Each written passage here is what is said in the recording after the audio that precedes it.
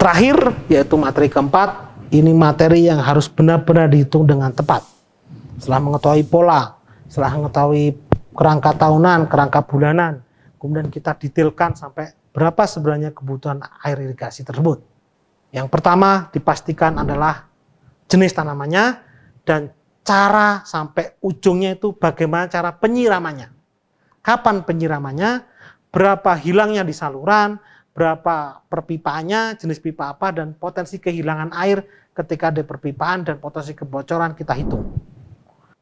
Berapa pipa, ukuran pipa, memungkinkan tidak dengan pola tanah seperti itu. Kemudian berapa waktu penyiramannya, apakah pagi atau pagi dan sore atau cukup sehari sekali. Perkawinan dari teknis dan perkawinan dari kebutuhan air, maka akan kita hitung kebutuhan air tanam yang disebut dengan kebutuhan air tanam. Secara umum, pembagian itu dihitung dua. Satu, kebutuhan air untuk tanaman itu sendiri, yang disebut dengan konsumtif untuk tanaman. Yang kedua, kebutuhan air untuk irigasi. Untuk yang konsumtif kita bisa hitung, oke, kita butuh berapa tanaman ini konsumtif. Kalau air untuk irigasi, ada air untuk maintenance, ada untuk jaringan, kebutuhan jaringan, atau kadang-kadang dibutuhkan juga untuk air baku, untuk kepentingan panen, untuk potensi kehilangan di jalan, itu air irigasi kita hitung. Nah, itu penjumlahan dan air tanam, konsumtif tanaman, dan air untuk irigasi yang itu banyak faktornya. Salah satu kehilangan, salah satu karena evapotranspirasi. Nah, ini kita penjumlahkan ini menjadi sebuah kebutuhan air irigasi. Kemudian kita masuk per tapak, ya, atau per daerah oncoran. Berapa kebutuhan selama penyiapan lahan? Salah satu kawasan berapa per petak. Kemudian kita masuk ke analisa. Misalkan tiap tahapan itu berbeda-beda. Ketika tahapan sedang menanam, kebutuhan airnya berapa? Ketika masa pertumbuhan tanaman seperti apa? Ketika masa panen biasanya kebutuhannya air sedikit. Nah, kita bikin lengkung-lengkung kebutuhan air. Meningkat dan kemudian menurun. Ketika masa penyiapan itu biasanya cukup tinggi karena harus kita basahin dulu lahan, kita bikin jenuh air, baru kita tinggi. Ketika masa pertumbuhan biasanya mulai berkurang. Nah, dan itu biasanya berpola. Dan terakhir pola ketika masuk tanam ini kebutuhan sedikit.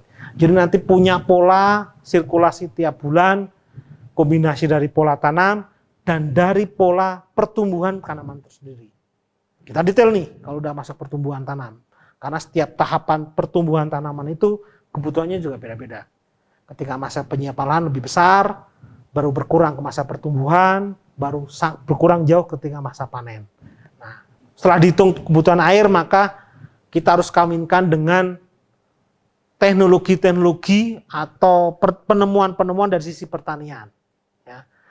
Misalkan dengan cara perkawinan dengan SRI. Ya, kita ini sekarang sedang ramai sistem of rice intensifikasi, bagaimana supaya efektif, supaya efisien. Dibangun budidaya tanaman. Nah, ini dikawinkan dengan ada terobosan-terobosan bagaimana ketika ada hama, bagaimana dengan penyemaian, bagaimana dengan pemberian air, kemudian supaya lebih hemat. Nah, ini perkawinan dengan ilmu pertanian, kita minta saran dari ahli pertanian supaya ada terobosan supaya lebih hemat air. Masuki masa yang lebih detail, yaitu kita harus kenali, ya, setelah kita tentukan maka hitung juga dengan cara waktu penyiramannya. Ya, biasanya ini sudah masuk harian. Ya, kalau tadi kebutuhan airnya mungkin pola sudah masuk yang dalam 4 bulan mungkin pembahasan lahan, pertumbuhan, kemudian drop berkurang, gitu ya, atau biasanya turun ya, pembahasan tinggi, pertumbuhan lebih turun, kemudian lahan. Nah, yang cara selanjutnya kita masuk ke harian, yaitu cara penyiramannya. Berapa jam, berapa debit, berapa pompa, sampai kemudian nanti berapa energi. Kalau cara sprinkler seperti itu, pagi kita kasih air, apakah sore kita kasih air, atau siang kasih air, tergantung jenis tanamannya. Kemudian kalau irigasi tetes, kapan kita drop air ke atas sampai kemudian habis ke hilir seperti apa. Nah, ini sudah mulai masuk detail, itu namanya operasi dari kebutuhan air tersebut. Kita hitung detail sampai kemudian kebutuhannya bisa kita ketahui.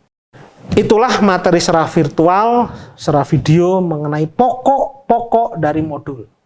pokok-pokok dari materi kebutuhan air yang lengkapnya wajib dibaca yang modul telah disediakan.